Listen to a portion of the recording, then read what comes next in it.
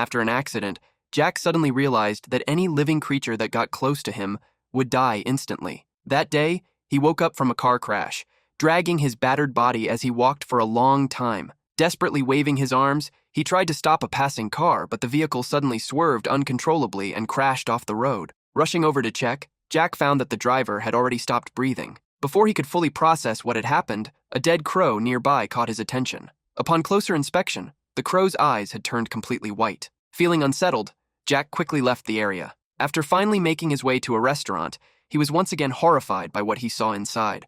Both the staff and the diners all sat there with the same eerie, white-eyed expression of death. Fearing it was some kind of airborne virus, Jack hastily tore off his sleeve to cover his mouth and nose.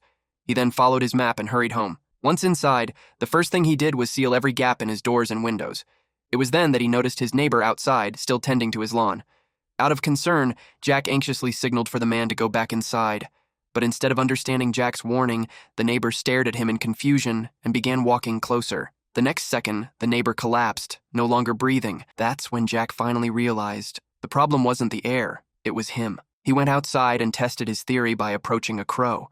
As he stepped closer, the bird that had been cawing moments earlier dropped dead in an instant. Jack then measured the deadly radius using a rope and discovered it was exactly 10 meters.